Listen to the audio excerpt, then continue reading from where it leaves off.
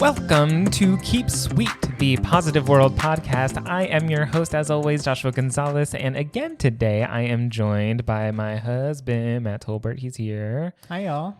Yeah, we've been doing well still in this quarantine lockdown world that we are in. Today's good news story. If you remember a few weeks back, the crazy Texas freeze that happened, the terrible weather that they had, which we will talk about in my interview coming up with DeAndré Upshaw, influencer, TV host, model extraordinaire. But this story comes from that terrible time. It's probably not funny, is it? It's not funny, but it's very fun. Okay, it's a good news story. Yeah, it's okay to laugh. So Texas froze over. This couple had ordered, I think, food delivered to their house, I want to say. Oh, yeah. It was a Valentine's Day steak dinner that they had ordered. And their DoorDash driver or whatever, she was a delivery driver. She went and delivered their order, and it was her last order of the day before, and the roads had already started freezing. However, she ended up, her car slid into a ditch or a bush by the flower bed, it says, in their driveway. And she couldn't get it out. And then by that time, all the roads had started freezing over, so AAA couldn't come out. And so the couple was like, oh no, you're stuck and you need help and we can't do anything. But they ended up being so generous, and they invited her to stay with them in their house. And it ended up being 5 days that they sheltered her in their home, and they even split the Valentine's Day dinner with her and stuff to make sure that, she was all good and taken care of, and she didn't have to pay for a hotel or try to have to skid on ice to get to a hotel. So that's really great. That's so sweet. Yeah, I saw that story too. And 5 days is so long. We don't even let our parents stay with us for that long or stay with them for that long. Yeah. But imagine a stranger. No, I know. That's what I'm saying. It's crazy. And good on that couple for doing that. That's very sweet of them and awesome. And I'm glad that she was able to not risk her life to try to get somewhere else. That's really great. And that was today's good news story. And now on to this fun interview with DeAndré Upshaw. Hey guys, today's guest on the podcast is a TV host, producer, influencer, and model. Please welcome to the podcast, DeAndré Upshaw.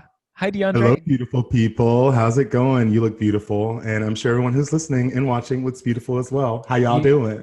You look so beautiful. It's so great to see you and talk to you.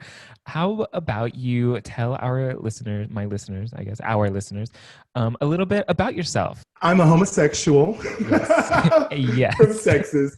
I'm a gay Texan. I'm a big gay Texan. I'm 6'7" tall. So I'm a big gay Texan. Your DMs are going to be flooded. Please, yes, bring it on. I love a DM moment. But I live in Texas. I'm currently a model and commercial talent. You can book me if you want and maybe see me in a commercial or modeling clothes on JCPenney's website. I'm a big and tall model. Yeah. So if you've ever purchased moderately priced big and tall clothing, you might have seen me. And I also work in the world of digital video production and post and editing and cinematography. Yay! And I'm so glad you're here because I wanted to chat today a little bit about you. And, you are just such a wonderful spirit and positive personality and big personality and always so fun and energy. And it's just so great. And it's been great to watch you bloom into your full-fledged self, your final form. It's been amazing. And I just wanted to chat about it. First, I want to ask, do you know that you have a big personality? I'm sure you do. I do. It's coming from the background that I come from. The Upshaw family business is ministry and education. My father was an educator his entire career and also a minister. He has a church to this day that he pastors. My mother is the first lady and an educator. She was a teacher until she retired. My older brother is a minister and my younger sister's a teacher, and I'm the gay model. So all my life I've kind of been both. I have both middle child syndrome, but also gay middle child in a Baptist household syndrome. So I've always known that I was what the young people would call extra, but I've always relished in it. I feel like in life, you have, especially when you're tall like I am. I hit 6 foot by the end of the 8th grade. And by the time I finished my freshman year of high school, I was 6'4". And I was 6'7" by the time I graduated.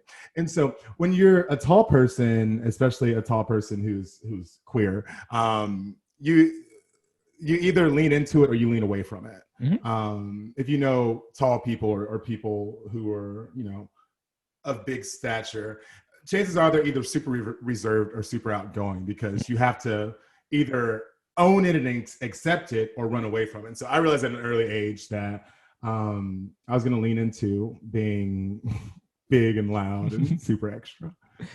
It's amazing. And it's so great. And it's so weird to me because, like, of course you're tall. You're very tall. But to me, I'm 5'5". So everyone is just tall. So, like, I never really understood how, and I still don't think I really grasp how tall you are. I guess to me, it's like the first thing that always catches my attention when you walk into the room is your smile, your personality. And so it's like crazy. I don't know. It's just weird to me. Like, what do you think most people kind of notice first? Height first. Back when I was young and sexy, I used to have very long hair. I used to have dreadlocks for 12 or 13 years. For a while. I would say that was probably the first. I was also very plus size back before I lost weight. And so size and height was always something that was sort of the first thing. Now probably it's definitely height. I am a secret about me in the modeling world. I am a big and tall sample size. Wow. Which is, wait, so that's a thing? Like there's sample size? Yeah, so the same way they have sample sizes for straight size models, for big and tall models, for a suit model, which is how I started with JCPenney. Their sample size suits, it's 50 long for big and tall, which I am a 50 long. But the thing about me is that sometimes when you're tall, you can carry your height in like your torso or your legs. I'm kind of evenly proportioned. Yeah. And so a lot of times people don't realize that I'm actually very tall, because in pictures, if you don't see me next to anything for scale, like I just look like a big tall person, but not like that huge. Yeah.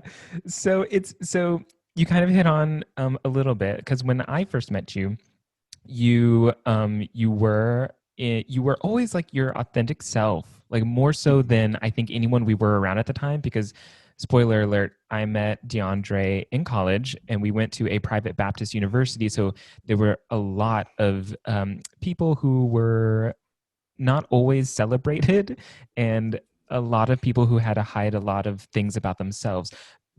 But what was interesting to me in why I love DeAndré so much and why I came to love him was he always seemed to be living so much of his authentic self. Like you were already at 100%, but then we come to find out that there was more to you that we didn't know. And then whenever you did let that out and let that flourish, and you did come out and you did have this major weight change, you went to like 150%. And so you just became so much more of yourself. And it was so wonderful to see, and wonderful to see you go through that. And you become hopefully happier and better.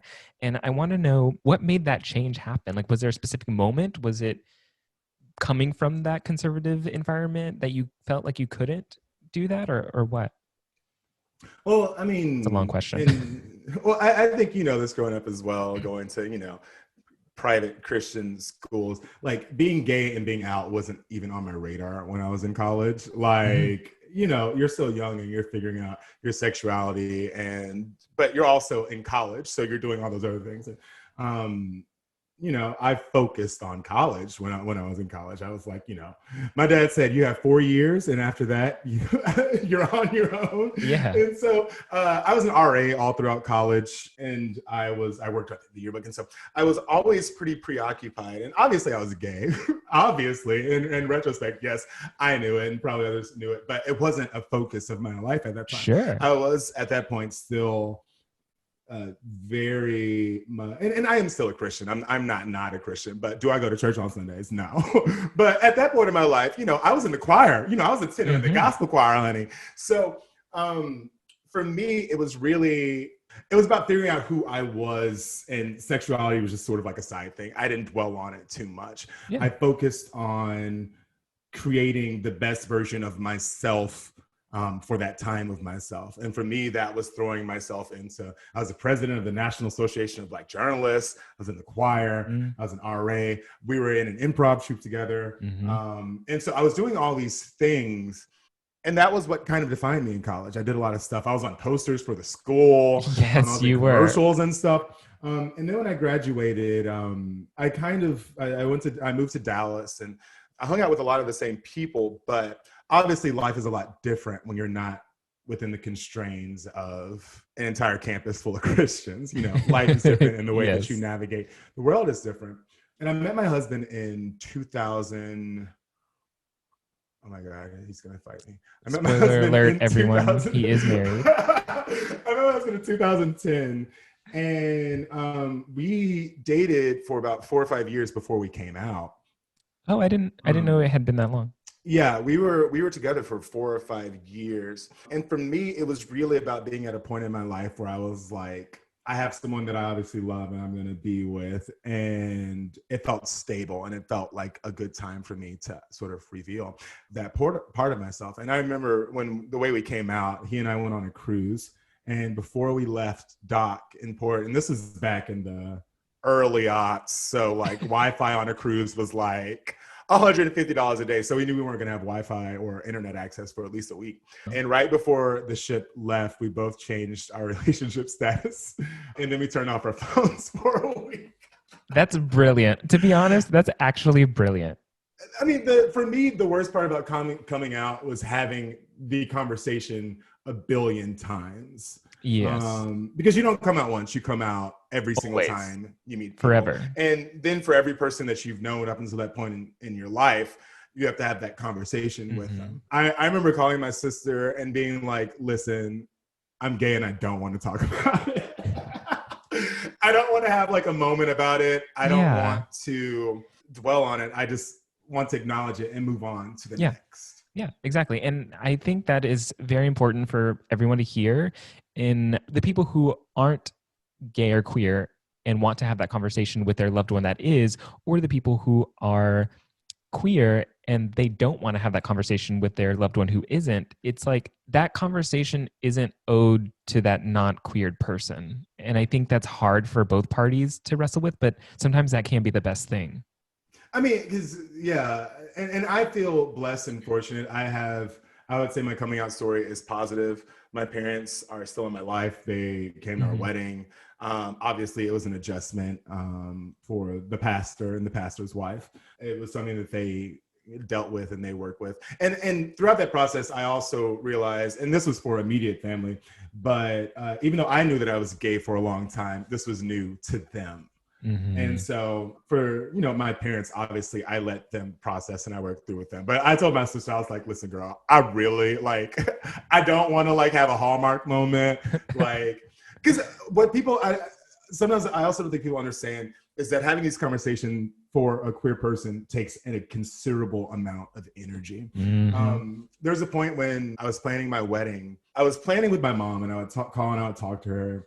And every now and then she'd be like, well, your aunt so-and-so, probably isn't going to come because of XYZ, and we love you and blah, blah, blah. And I had to just be like, I appreciate you telling me this, but I don't think you understand that it takes a lot of energy for me to have this conversation with you. As positive as it may be with her coming back and being like, yes, we love you. But the energy of finding out that one of your family members, someone that you honestly don't even really care about, but the fact that it's that there's even that negativity in the midst of planning something that should be so positive takes a lot of energy. And I told her, and I was like, literally, if someone doesn't want to come or they're not, make that note for me, but I don't need to know about it throughout the process, because it takes a lot of energy. And for gay people and people who have been living their lives in the shadows for so long, it's a difficult conversation. It pulls a lot of energy out of you to have it, especially when it's fresh. When you're young and you're, figuring out a world that's brand new to you. Yeah. I wish everyone understood that and how much the toll it can take unnecessarily too.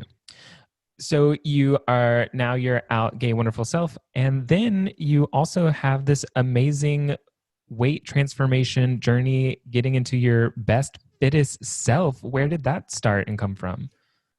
I was like 415 pounds, which people and size for me is always relative. I'm 6'7" tall. So 400 pounds on me is not the same as 400 pounds on someone who's 5 foot. I mean, at 400 pounds, I was in musicals. I did Hairspray as Seaweed at 400 pounds.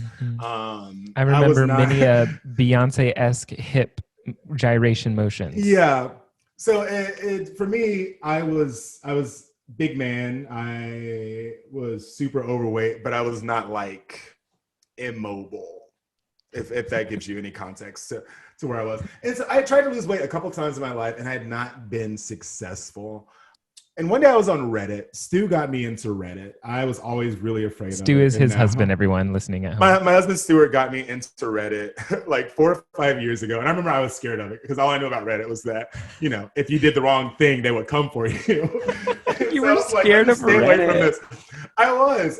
And now I'm like, Reddit is my number one site. Exactly. But I was browsing around and I found this subreddit called Lose It. And it was about people who are losing weight. And they talked about the mythology of calories in, calories out, and calorie tracking. And I had tried it before. I had tried sort of calorie tracking a few years earlier, but I remember being so frustrated with it and not really taking to it. I did it for like 2 days and I gave up. And I'd read some article on this subreddit that was like, people who calorie track for 2 weeks see 70% more success with their weight loss than people who don't or something. I was like, let me just try this for 2 weeks. And I tried it for 2 weeks and it worked. Wow. Basically, calorie tracking, if you're unfamiliar, it's finding out the caloric intake of your food and keeping track of it throughout the day. Every day we burn a certain amount of calories just by existing. And one of the things that I feel like is difficult with health and wellness, especially with weight loss, is people fuzz the line between fitness and nutrition. I had tried a lot of times to lose weight by exercising really hard. I played football when I was in high school. I would always go to the gym and work really hard. But what I've discovered and I lost 150 pounds in 365 days. Exactly. I wasn't like trying, but I saw that it was happening. So I was like, girl, let's lean into it. But what I discovered is that it takes a lot of energy and a lot of focus to go to the gym. Like going to the gym for an hour is hard. Like I would consider myself in good shape right now. I work out an hour and a half every single day. And going into the gym is hard at this weight, much less when I had 150 extra pounds. Developing the mental stamina it takes to go to the gym is hard. Being able to actually exercise when you're heavier is hard. And so I took all of that effort that I used to focus into going to the gym and put that towards diet. And so during that year, I wasn't exercising. I wasn't going to the gym. I didn't have a gym membership. All I did was walk. I got a Fitbit and I made sure I got 10,000 steps every day and I tracked my food every day. And 2 weeks turned into a month, and then a month turned into 6 months, and then 6 months was a year, and I lost 150 pounds, and it was fucking great. I don't know if I can say fucking, but it was fucking great. You can. It was fucking great. It enabled me to be comfortable to go after the type of things that I wanted in life. I proved to myself that I could do something that literally millions of people want to do every day, which is to set a goal to lose weight and to do it, and I had done that. And so I was kind of like, if I could do that, I could literally do anything that I want. Yeah. And I have. Yes, you have. Anything that I want, I go for it. And, you're not always successful. I submitted to 20 different modeling agencies before I got signed. I showed up I got discovered at a Shaquille O'Neal, JCPenney, big and tall model search. I showed up. It was like Shaquille O'Neal is looking for the next big and tall. Blah, blah, oh my God. This is the America's Next Top Model spinoff we didn't know we needed. Honey, I was ready. I showed up like 2 hours early to a mall in like Grand Prairie someplace. I didn't get it. But while I was in line, the director of commercial production for JCPenney was there. He came up to me and he said, let me see your card. Let me see your photos.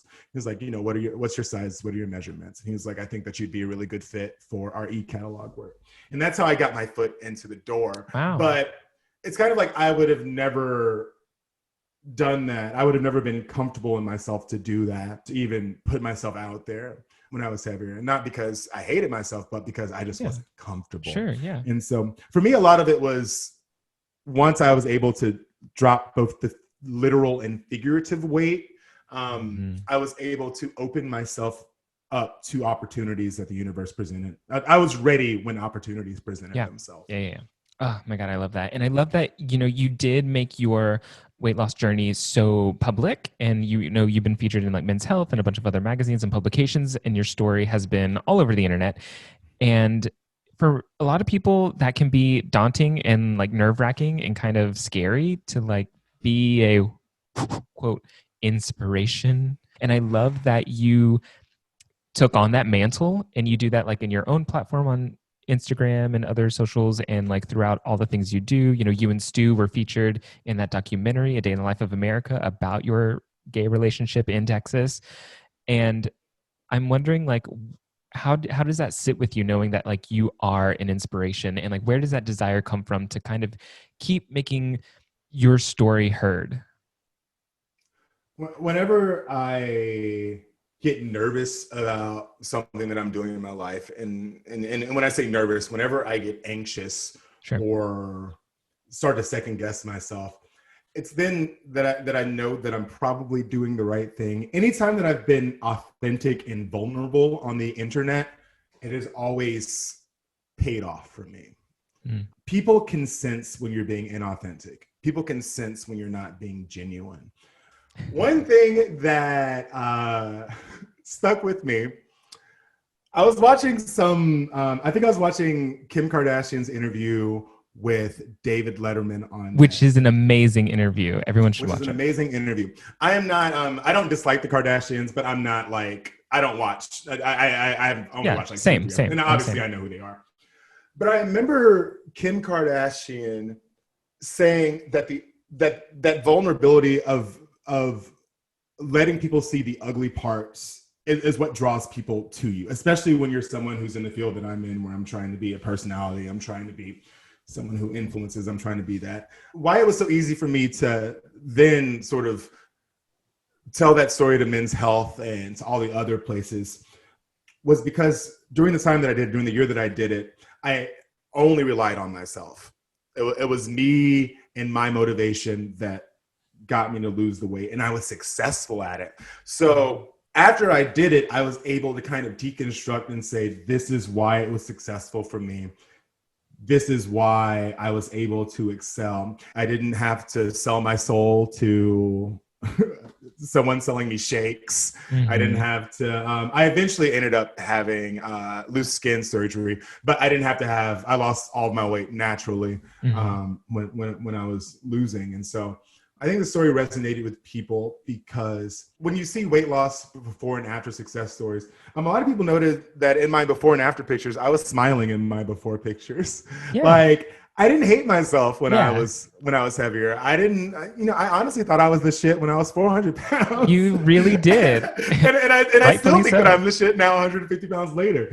And so I think what drew people to my story and what made it something that was compelling was that I wasn't someone who hated myself. I didn't feel badly about myself because I was heavier, overweight, but I wasn't comfortable. Yeah. And being comfortable with yourself and being able to feel good in your skin, that translates a lot in a lot of other areas. It makes you feel more confident and comfortable at work.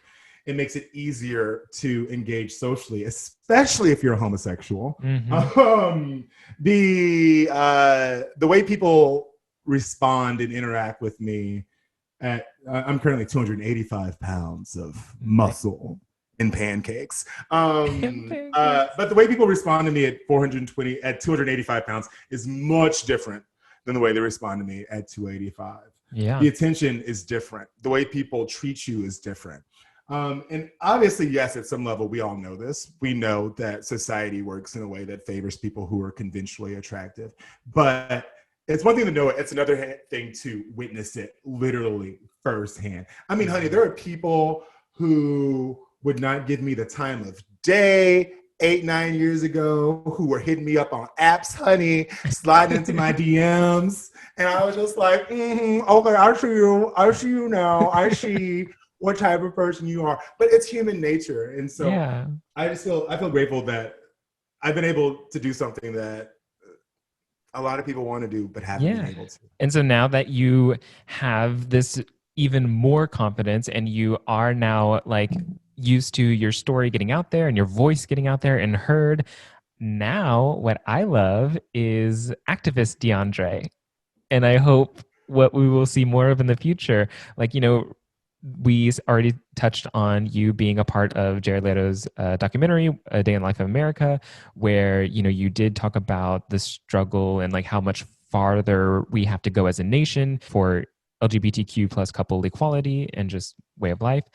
And recently, very recently, you once again made national headlines everywhere as you single-handedly spearheaded the fight against the greedy utility companies that were surge pricing everyone in Texas during the recent freeze over that they had.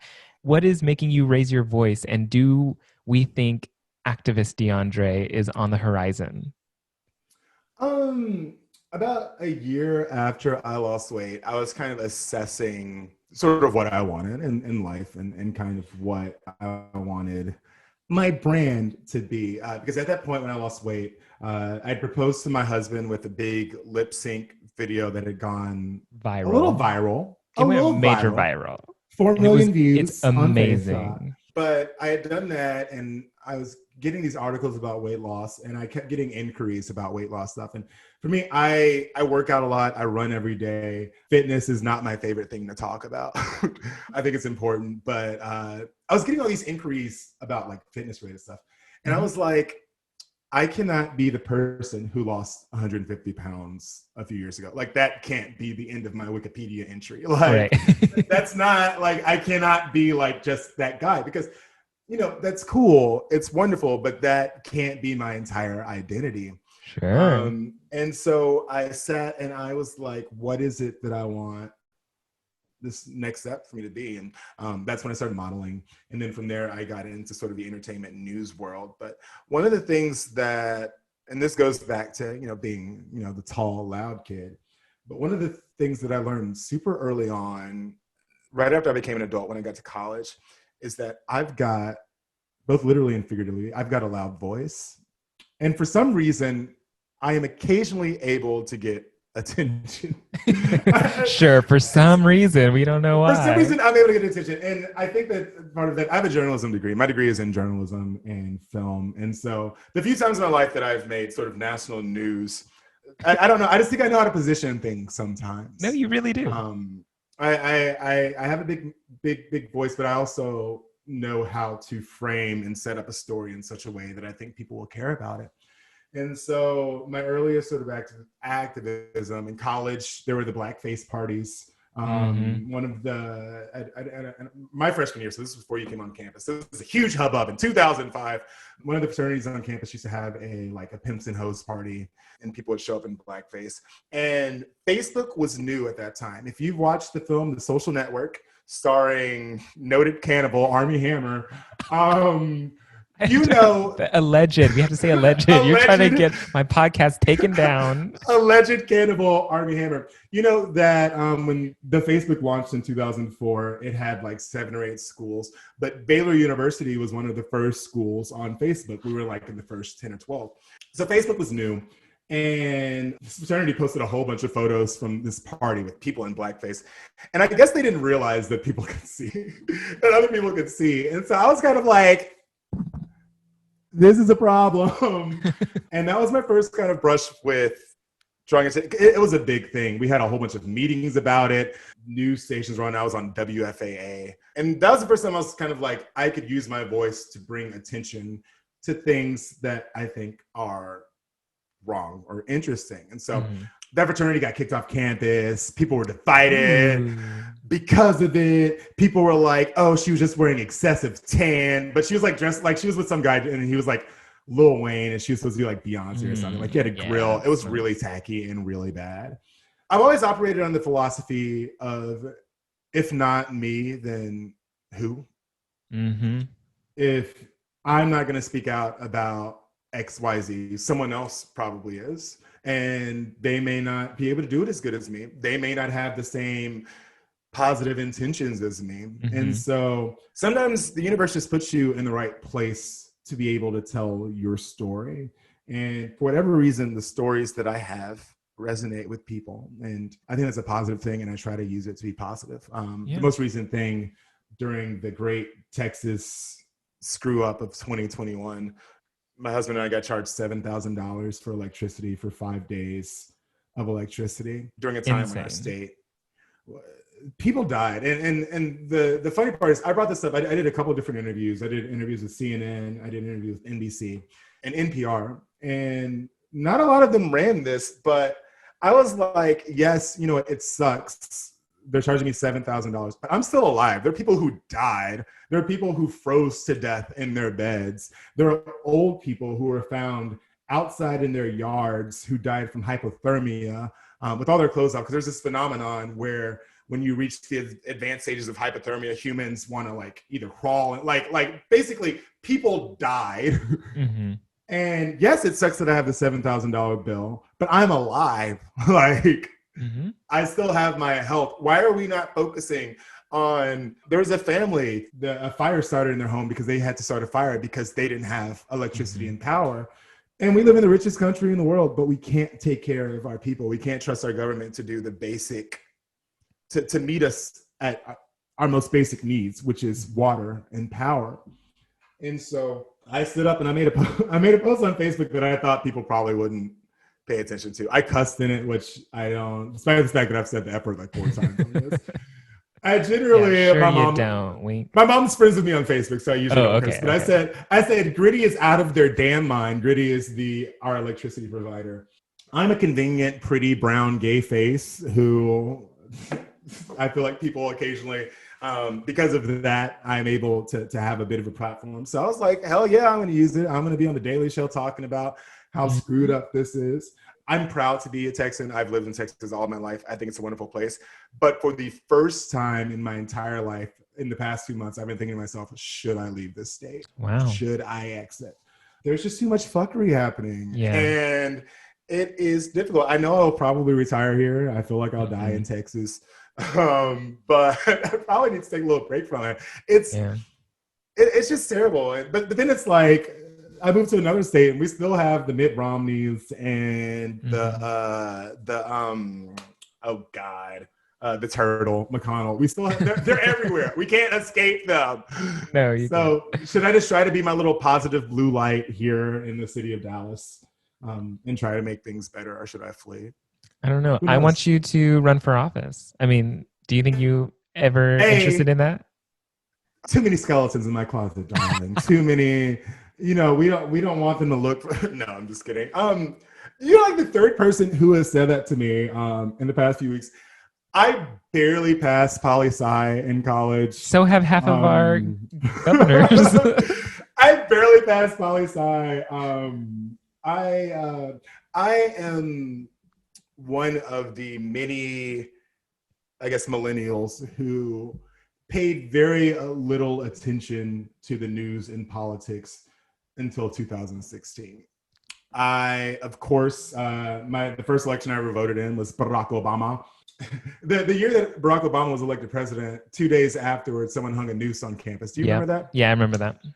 So I've always been aware of politics, but it wasn't until Donald Trump was elected into office that I began to become a person who would just sit and have MSNBC or NBC or CNN on all day and try to connect the dots between what was happening.